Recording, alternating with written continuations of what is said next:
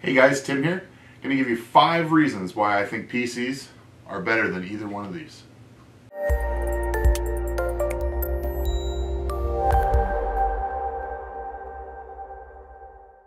Okay guys, quickly why I think PCs are better than any of the current generation, the brand new consoles. One is warranty. So more and more these days, PC manufacturers are building higher quality parts, partially due to the fact that the custom PC market is dwindling a little bit, and that's partly due to PC parts living longer. But you'll see 3- and 5-year warranties on things like motherboards, power supplies. I've seen some 3-year warranties on SSDs. 1 to 3-year warranties on mechanical hard drives can be found these days, depending on which ones you buy. Now, for the price of parts to be comparable to a console, you're probably going to get 1-year warranties, or maybe a little longer, depending on who you buy from. Companies, your mileage may vary depending on the company. But what I will say is, if you buy a current generation console and a part in that console dies and you're out of warranty, you're buying a whole new console with exactly the same hardware. So say your video card dies in your current machine. Well, if it's under warranty, great, you get a replacement.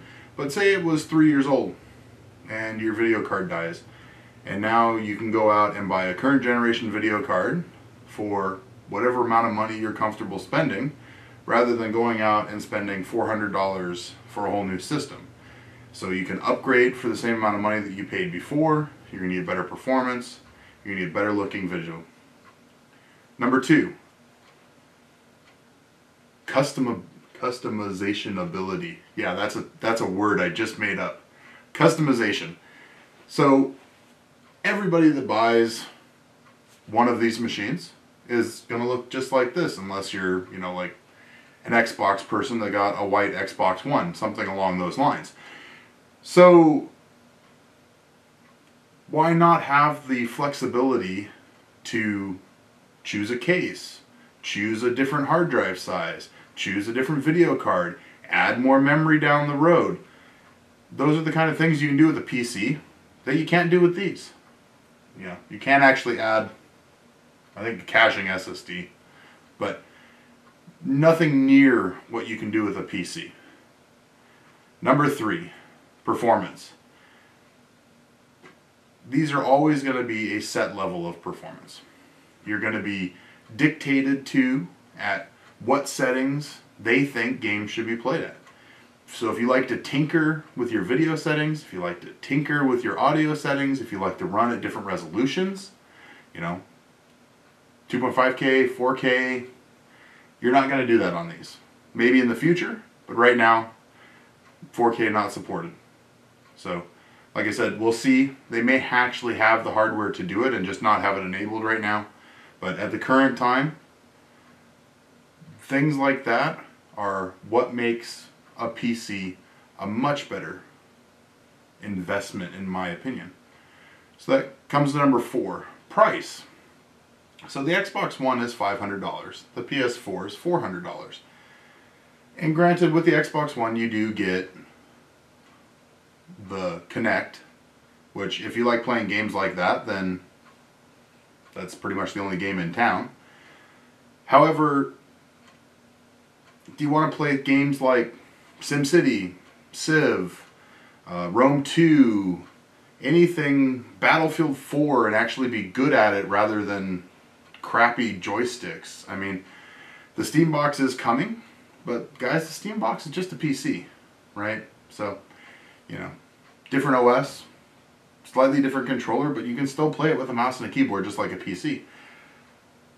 So part of number 4 here is peripherals.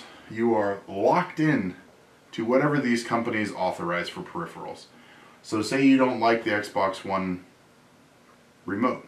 Well, tough. But if you have a PC, you can buy, and you want a joystick remote, you can buy any joystick remote that works with a PC. So I know there's Logitech ones out there. There actually is Xbox ones out there. There's third-party ones out there, you know, outside of those. And you're not locked into this, you know, realm of not being able to choose the things you want. So choice is a big deal to me. Choice is why I won't be buying either one of these. But number 5 is my main point. And this is why I switched from consoles, because I used to have an Xbox 360. I almost, in the last 4 years, I never used it. I sold it and just built a media center PC because I could build a media center PC for the same price as buying a new console. So, number 5, and the main reason why I don't think either of these is a good idea, is that you have no options. If you buy an Xbox One, you buy a PS4, you're going to experience that system the way that they want you to. Some of you may not care. Some of you may like that. You don't have to worry about setting anything up. You don't have to do anything. You just come on and turn it on, and it is what it is. But for me, for a lot of people, that's not good enough. I want the option to run what OS I want to run. I want the option to do what I want to do. And most importantly, I want the option to use my $500 or $400 thing for something other than playing video games. So if I spend $500 building a PC, which can damn near keep up with the Xbox One, depending on your settings, you spend a little bit more and it blows it out of the water. And if I want to do email from whatever email client I want to use, if I want to surf the web from whatever web client I want to use, if I want to watch YouTube videos or Netflix or Hulu Plus in browsers that aren't controlled by the companies that own the hardware, because realize both of these companies, anything that goes out on their platforms has to be approved by the companies. I want to be able to do, if I'm spending that kind of money, I want to be able to do the things that are going to make it worthwhile, right? So I spent $500 on a building a PC, and now I can buy an HD home run for $100 and record TV.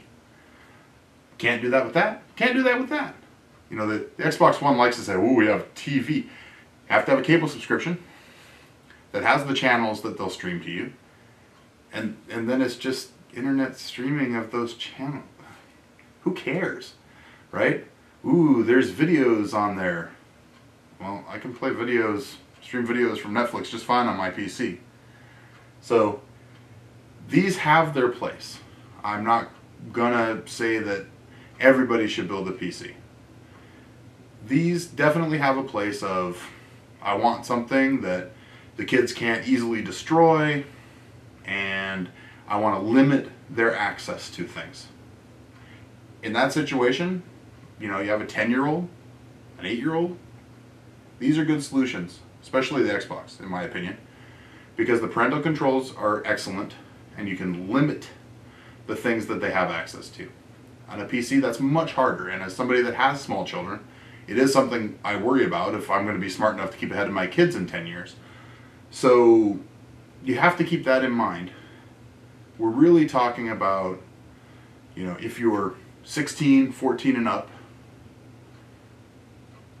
waste your time with the monitor that just went to sleep, which is pretty awesome, or build your own PC and be a rock star.